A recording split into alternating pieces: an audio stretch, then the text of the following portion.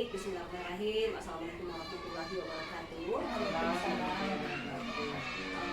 kami dari peserta calon guru penggerak angkatan 11 Kota Bontang. Insya Allah maksud kedatangan kami adalah untuk mewawancarai salah satu kepala sekolah, di mana sekolah pilihan di sini teman-teman kita sepakati bersama bahwa kepala sekolah di sini yang kita akan wawancarai.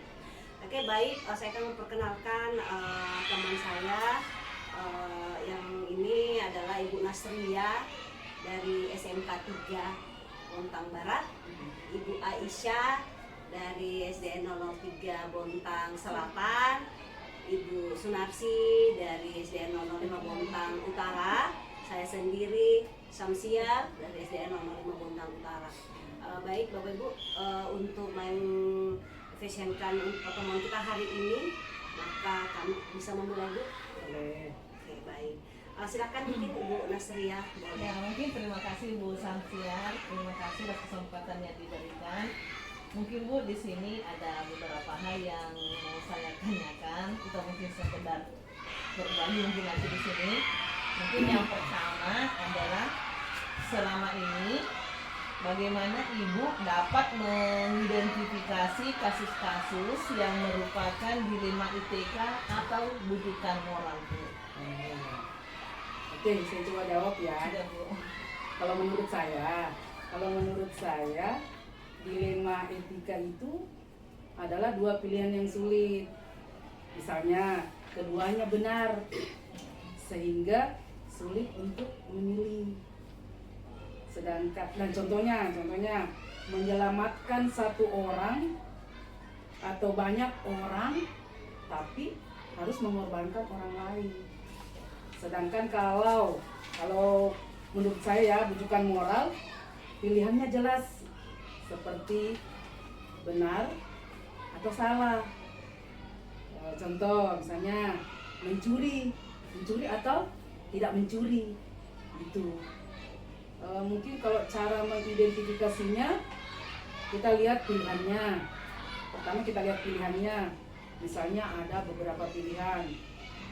Yang kedua misalnya nilai setiap pilihannya, misalnya mana yang lebih baik secara moral. Kemudian yang ketiga, pikirkan dampaknya. Misalnya apa akibatnya jika memilih salah satu. Dan tipsnya kalau saya, kenali nilai-nilai kita. Misalnya apa yang kita anggap penting. Kemudian perhatikan situasi.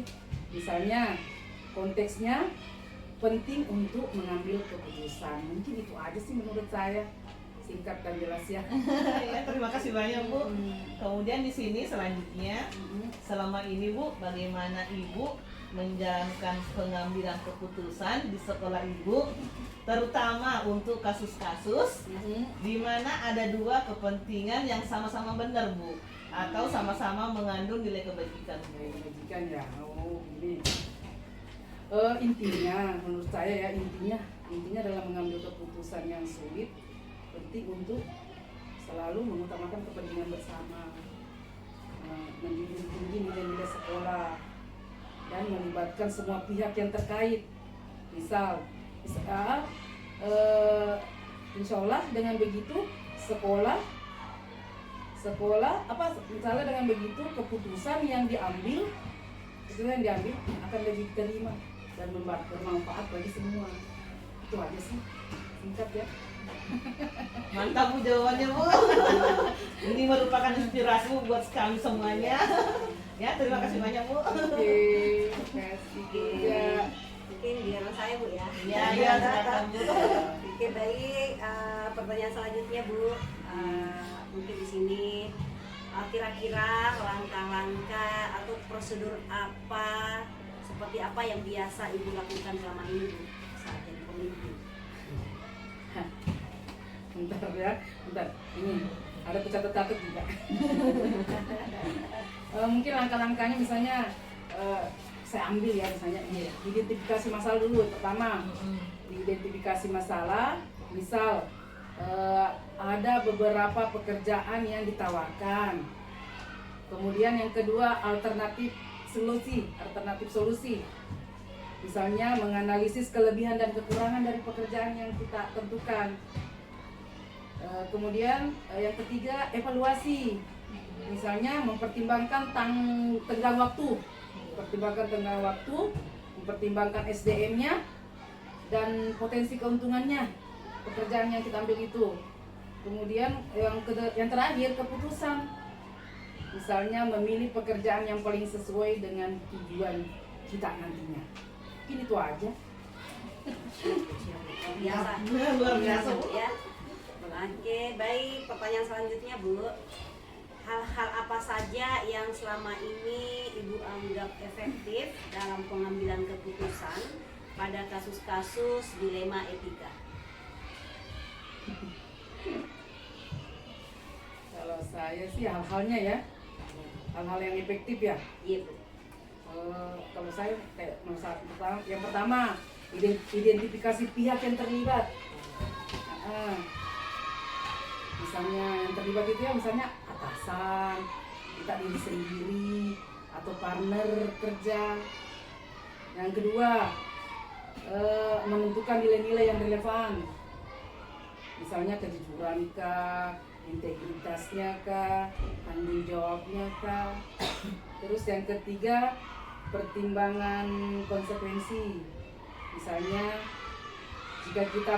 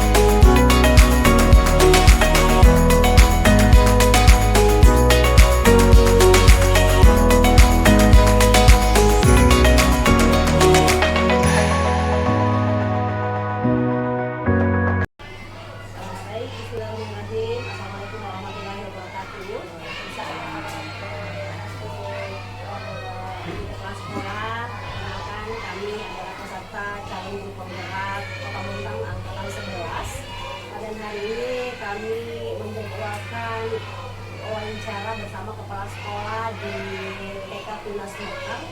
Insya Allah ini kami ada beberapa hal yang akan kami tanyakan Bu. Dan saya sebelumnya akan memperkenalkan teman saya. Yang pertama adalah Ibu Nasria, peserta dari SMK Negeri 3 Bontang Barat. Kemudian ada Ibu Sunarsi, peserta dari SDN 005 Bontang Utara. Dan ada Ibu Aisyah, peserta dari 003 Bontang Selatan. Dan saya sendiri Samsiar, peserta dari SDN 005 Bontang Utara. Baik, untuk mengefisienkan waktu untuk hari ini teman-teman semua ya. Jadi kita akan wawancara kepada Ibu Haja Samsiar Syani, bagi kepala sekolah di sekolah ini Tunas Mekar. Dan mungkin saya langsung aja mempersilakan kepada Ibu Aisyah untuk mengajukan pertanyaan kepada kepala sekolah. Baik, terima kasih Ibu. Bu Samsiar, terima kasih sekali lagi atas waktu hari ini. Ada dua hal yang ingin saya tanyakan. Tentang selama ini bagaimana Ibu untuk dapat mengidentifikasi kasus-kasus yang terjadi di kalangan anak-anak Tunas Mekar ini yang merupakan dilema etika atau bukan moral. Baik, Bu Aisyah, terima kasih. Saya coba jawab dengan teman saya ya.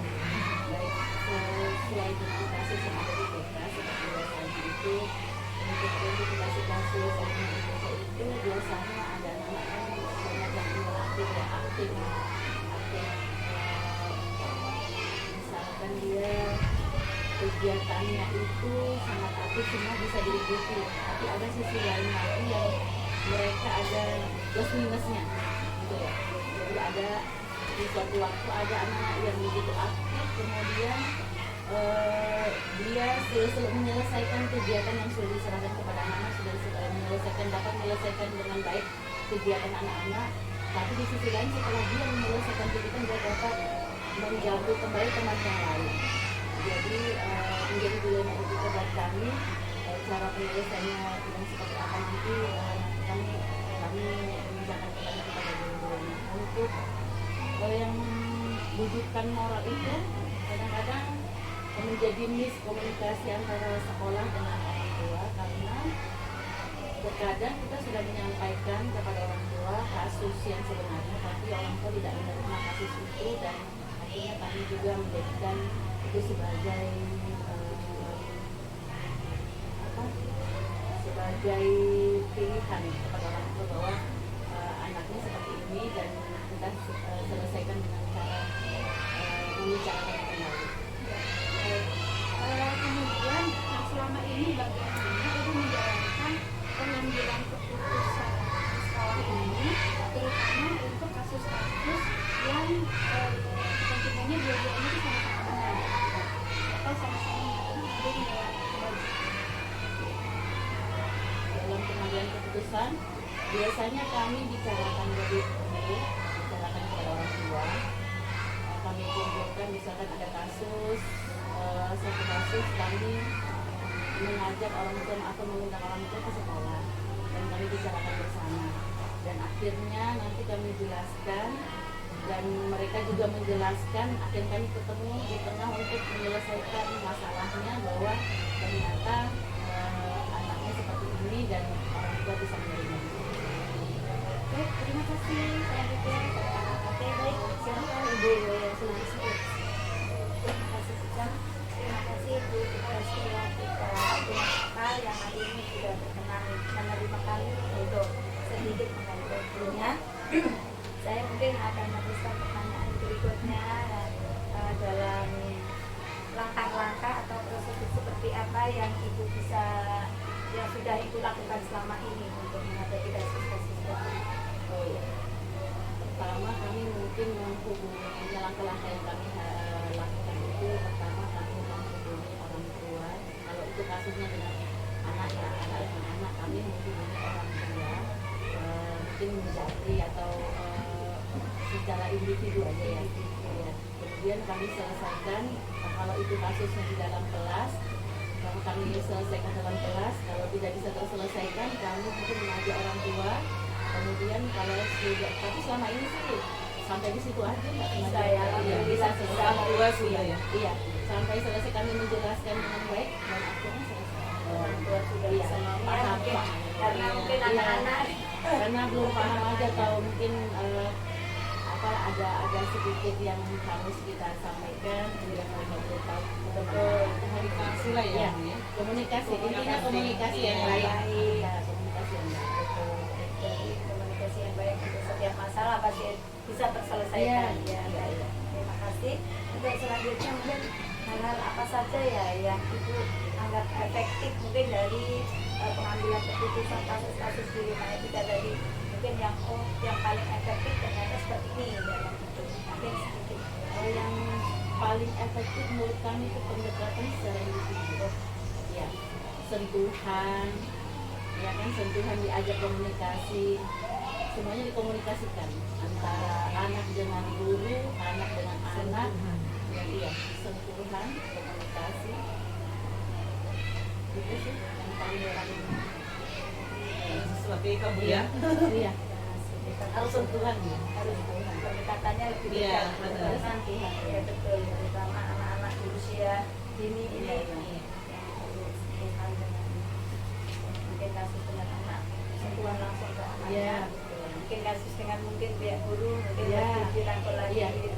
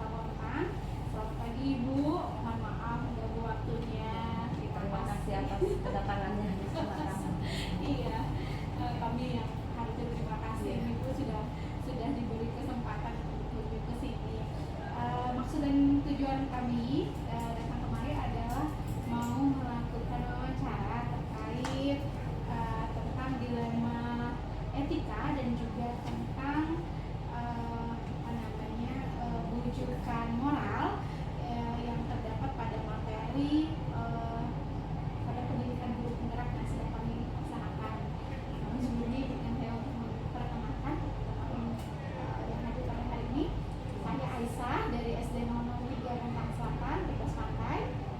Kemudian ini Ibu Sunarsi dari SD Negeri 005 Bontang Utara, sama dengan Ibu Syamsiar juga dari SD 005 Bontang Utara, dan Ibu Nasria dari SMK Negeri 3 Bontang Barat. Nah, baik Ibu, kami nanti mungkin mekanismenya ini akan bertanya. Silakan. Iya, mungkin untuk yang pertama saya serahkan kepada Ibu Sunarsi dulu ya. Silahkan Bu Sunarsi. Terima kasih Bu Aisyah. Ibu mohon Ya, izin. terima kasih. Ya, silakan. Hari ini kami akan bertanya secara bergantian dari kolaborasi kami. Yang saya mengawali dulu untuk pertanyaan yang pertama. Selama ini bagaimana Ibu untuk dapat mengidentifikasikan kasus-kasus yang merupakan mungkin ada yang dilema etika dan atau rujukan moral? Kalau di sekolah kami sih selama ini yang pertama yang kami lakukan, yang jelas kan tahu itu permasalahan kan namanya itu kan kita harus mengatur permasalahannya itu apa, berarti kita harus mengidentifikasi, karena tidak dalam permasalahan kan kita harus timbang-timbang, kita harus melihat tidak semudah itu namanya suatu permasalahan ini pasti kita mengidentifikasi permasalahan itu apa adanya, kita mengidentifikasi kita akan sulit meskipun kita namanya pastilah kita mencari solusi yang mana terbaik karena boleh dibilang ini sama-sama beratnya ya kan. Jadi ya kita mengidentifikasi sejauh mana permasalahan itu, kalau memang membutuhkan apa namanya manajemen untuk membahas ya kita kalau memang diperlukan, tapi kalau masalahnya tidak terlalu berat tidak mungkin tidak penting juga. Dan kita akan melihat permasalahan ini apakah tidak menimbulkan dampak ya. Dampaknya kita harus lihat dulu ke depannya, jangan sampai kita memutuskan tapi tidak memikirkan resikonya apa. Jadi kita sebagai kepala sekolah kita harus mengidentifikasi betul-betul, kemudian melihat dampak dari putusan apa yang kita ambil. Oke? Terima kasih Bu. Mungkin ya, mungkin perlu identifikasi yang lebih spesifik ya dari setiap masalah-masalah yang dihadapi di sekolah SMK 3. Iya. Mungkin dalam masalah-masalah itu mungkin dalam mengidentifikasi kasus-kasus tadi Ibu mungkin ada yang Ibu mengalami kasus itu ada yang mungkin tergolong dilema yang etika atau masuk sampai ke rujukan moral. Jadi tingkatan kasus yang sudah Ibu jelaskan ada kasus berat, ada kasus ringan. Adakah kasus-kasus yang dari identifikasi tadi yang merupakan dilema etika atau yang mungkin ini termasuk saya dalam pengambilan keputusan perlu ini spesifik dalam ya dilema etika sama atau mungkin sampai masuk ke rujukan moral? Sebenarnya sih kalau di sekolah kami selama ini kami sering untuk dilema etika itu sangat sering. Terus dalam hal itu kan betul-betul kalau sudah mulai dari tingkat rendah itu tinggi sering, yang sedang juga masih kategori tidak terlalu, kalau masih dalam kasus tidak terlalu tinggi ya untuk manajemen untuk permasalahan ini kadang cukup wali kelas sama dekan. Tapi kalau sudah etika sudah tingkatan tinggi, mau tidak mau saya melibatkan semuanya termasuk manajemen. Jadi betul-betul saya tidak bisa mengambil keputusan dalam waktu secepat itu. Saya harus mengkomunikasikan minimal dengan kesiswaan ya. Kemudian pemanggilan orang tua kadang. Orang tua yang lebih ini, jadi kadang kami memanggil ya, kadang kita dua kasus yang sama-sama beratnya kan, disuruh kita untuk ya kira-kira yang mana sih yang kita dahulukan. Itu butuh pemikiran tidak tinggi, dan untuk menjawab semua kan jujur saya tidak sanggup. Jadi saya akan pada saat saya memilih si A, misalnya A ini, saya harus pikir ke depannya seperti apa ya. Apakah nanti saya akan dapat resiko lebih tinggi gitu, atau resikonya lebih rendah. Jadi menurut saya ya yang mungkin masih rendah resikonya, saya akan memilih itu, dan tidak hanya dari saya sendiri, tapi dari manajemen saya dengan